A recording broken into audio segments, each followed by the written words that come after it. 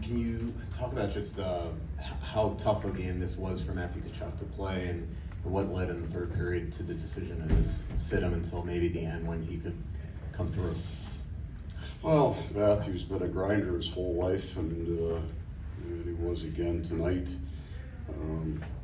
We were just hoping to get into some situation where he could use what he had to give us, and hoping to get on the power play a little earlier, I guess, and certainly at the end of the game. Front right.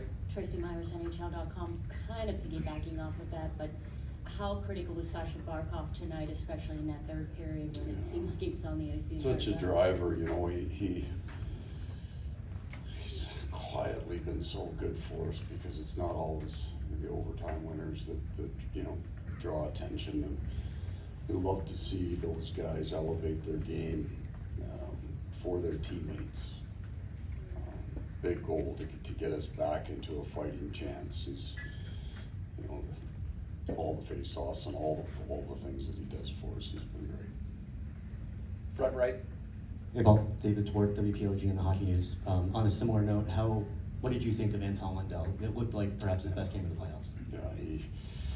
Yeah, I got like 8 or 9 guys that I don't think he can give you any more. I mean, not that the other guys didn't, but in terms of elevating their play at a tough time, down 3, you know, to find the energy and the reserve to drive as hard as they did. So I love these guys. You know, there's just no quit in them. I thought that line, Lundell and Reinhardt, they got together with Barkov, and they were a threat every time they were on the ice. Left side, third row. Dave, hi to the South Florida Sun Sentinel. Could you, to piggyback off a previous question, can you discuss the status of Tkachuk in the final game? Then is he in question as whether he'll play? Okay, well, I'm gonna ask you to reword that. In tonight's game, the final game's like 3. No, the next game. No, I'm sorry, the next game. Just checking with you. Well, we got 2 days off to assess that. We'll get some good rest, and we'll make that decision then. Right side, second row. Paul, 2 games in a row now that desperation in your team comes out late. You win one, you can't get the one here. Is it situational, or can you ratchet that up in the middle of the game too, to try to prevent what happened in the middle of the game? I think that you'll see that. I think that will be, you know, where we've been at our strongest is in the most critical time, and I think you'll see that. There's a risk profile that changes when you're pushing as hard as we were toward the back half of the game. There's a risk change in their team too, so that changes the way the game looks as well. Front left. Paul, in your mind, what's the biggest reason why you're trailing this series? They keep scoring more goals than we do. Left side, third row. Paul, how much do we think about now that Boston series and proof of concept and coming back from a 3-1 deficit? Well, we revisit all of the adversity that we faced all year. We do it when we have injured players, and Barkov and Bennett out of our lineup, and found a way at a critical time to make the playoffs. And we'll tell stories over the next 2 days for sure, reminders of the energy level we brought into Game 5 in Boston, and we'll celebrate it. We'll celebrate it before the puck drops.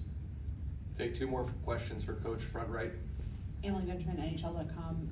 How does how you feel now in this position at down 3-1 differ from how you felt in the Boston series, given that you have done this? I don't know, it seems like a lifetime ago.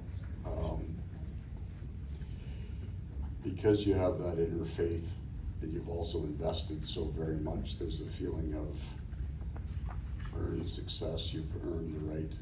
So I would say this, I believe fully we've earned the right to play our best hockey. You know, in a difficult situation, all we want to do is get this thing back here.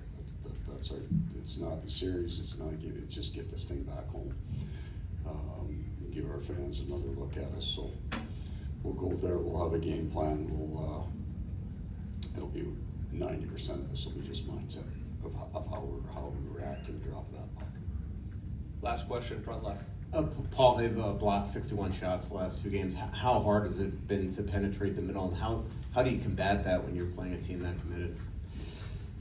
Yeah, it's part of that structure. We you know, again, we played a team very similar in their defense in the Boston series, and the shot blocking was something they're very, very good at. Getting things through the net's been a challenge for us. A change of angles, a little bit quicker off the stick. More like Barkov's goal. I understand they didn't have the bodies in front of the net, but it's on and off the stick before anybody can react to it. So a little quicker with the puck, I think.